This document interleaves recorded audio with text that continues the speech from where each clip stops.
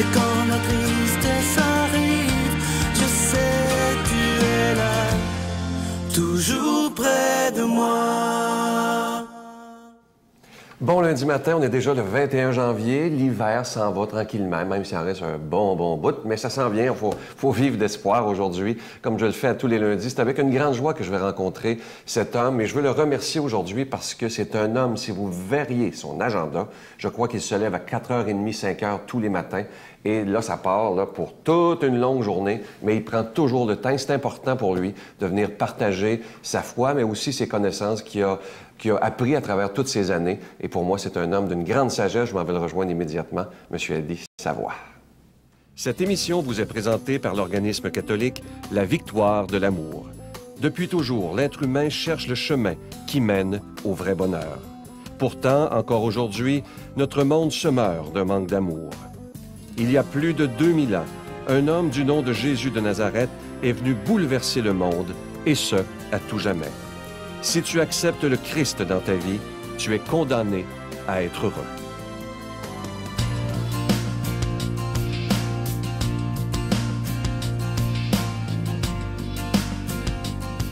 Comme à tous les lundis, je suis avec notre ami, M. Eddie Savoie. M. Savoie. Bonjour. Bonjour. Aujourd'hui, j'aimerais parler de quelque chose avec vous. Comment on fait pour garder le courage lorsque la maladie frappe? Que ce soit vous, que ce soit des gens de votre entourage que vous aimez. Voyez-vous, ça, quand même, c'est pas toujours évident. Parce que moi, j'ai toujours été quand même assez chanceux de ne pas être frappé par certaines maladies. Mon épouse, mes enfants. Vous êtes béni. Je suis béni. Mais à l'âge de 27 ans, il m'est arrivé quand même un accident de travail. Je suis tombé à peu près de 25-30 pieds en bas d'un échafaud. Puis, naturellement, à ce moment-là, les médecins ont fait à peu près toutes sortes de choses. On m'avait dit que je ne marcherais probablement jamais.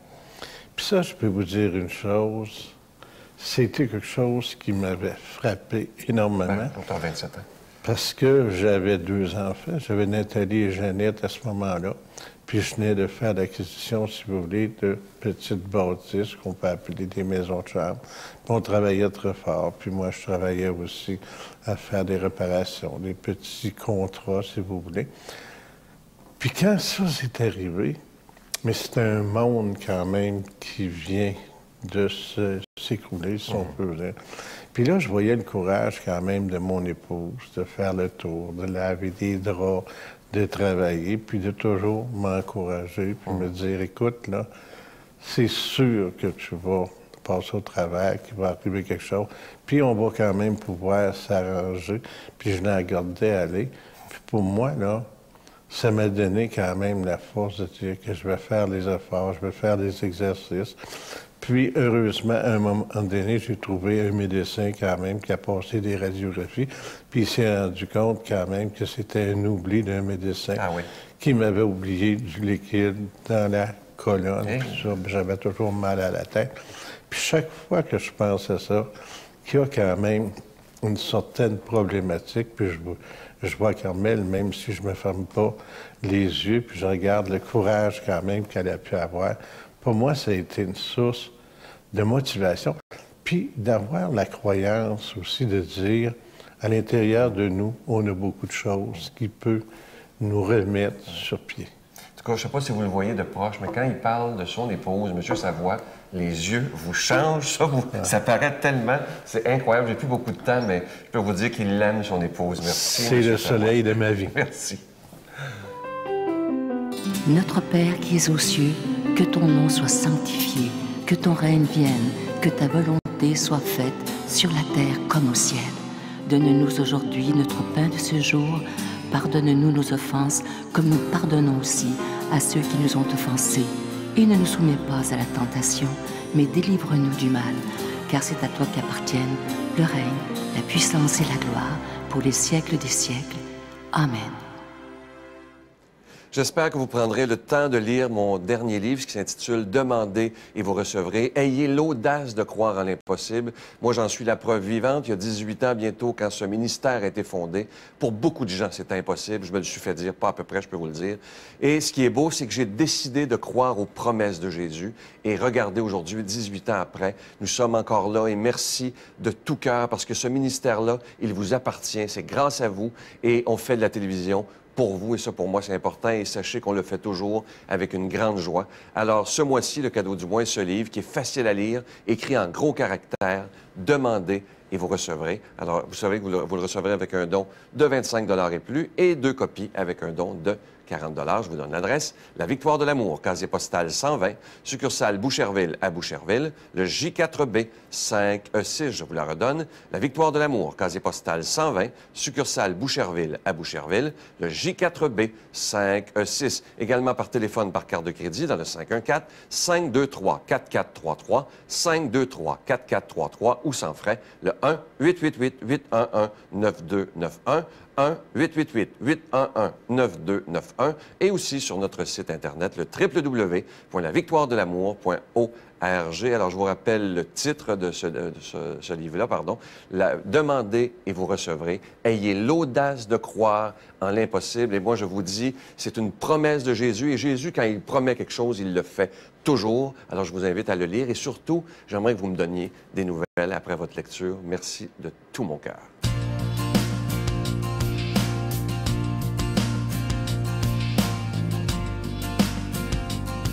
Aujourd'hui, pour la proclamation de la parole, proclamation de cet évangile, on va rejoindre l'abbé Daniel Gilbert.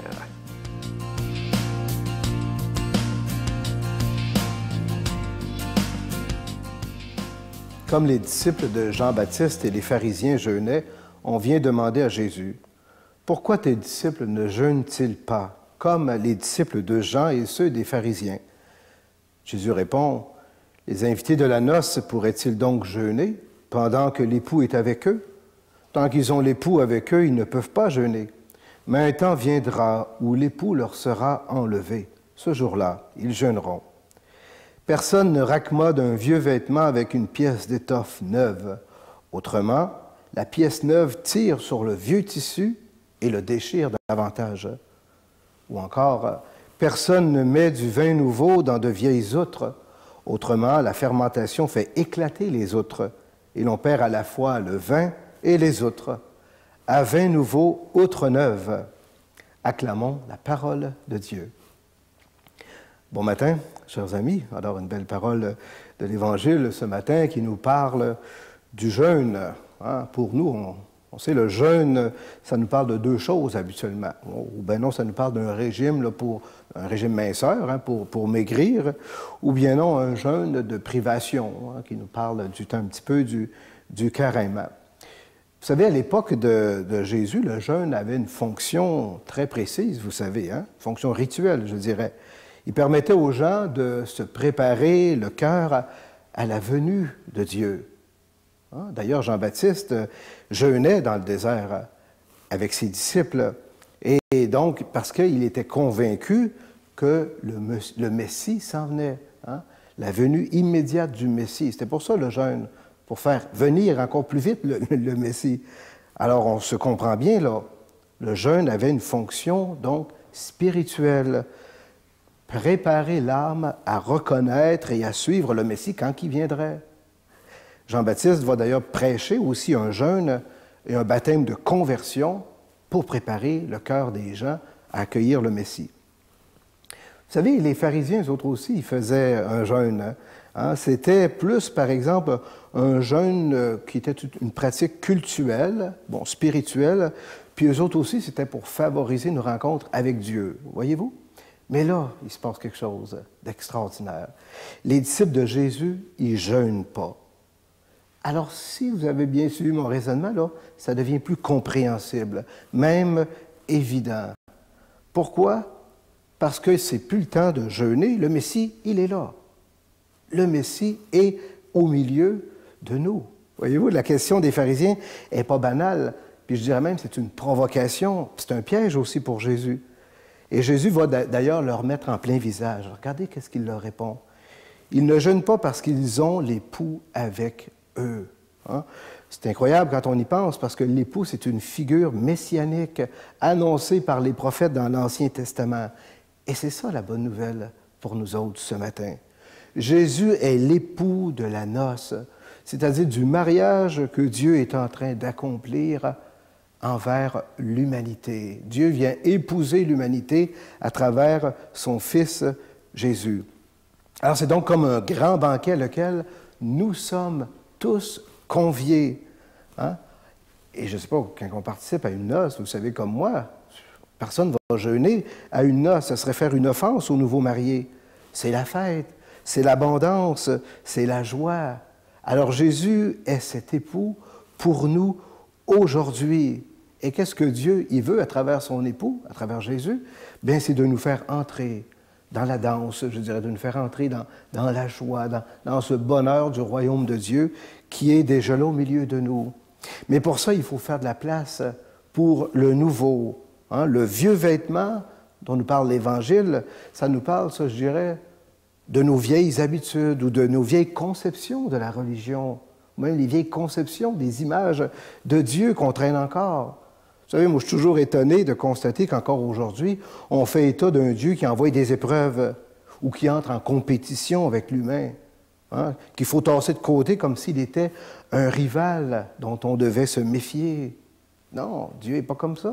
À vin nouveau, outre neuve. À l'époque, bien sûr, on faisait vieillir le vin dans des outres faits en peau de cuir.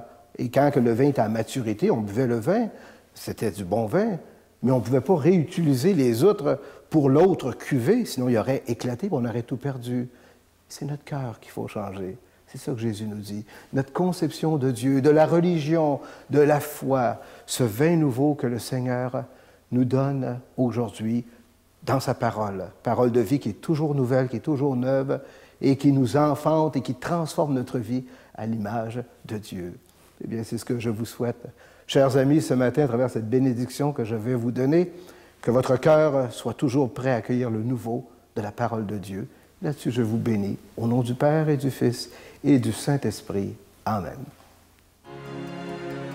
Je vous salue Marie, pleine de grâce. Le Seigneur est avec vous. Vous êtes bénie entre toutes les femmes, et Jésus, le fruit de vos entrailles, est béni. Sainte Marie, Mère de Dieu, priez pour nous pauvres pécheurs, maintenant et à l'heure de notre mort. Amen.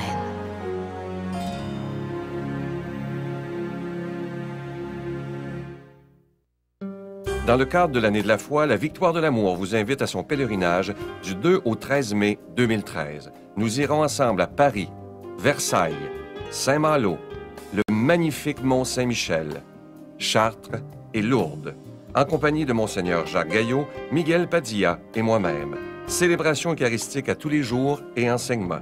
Réservez rapidement avec Voyage Intermission dans le 514-288-6077, 288-6077 ou sans frais le 1-800-465-3255, 1-800-465-3255.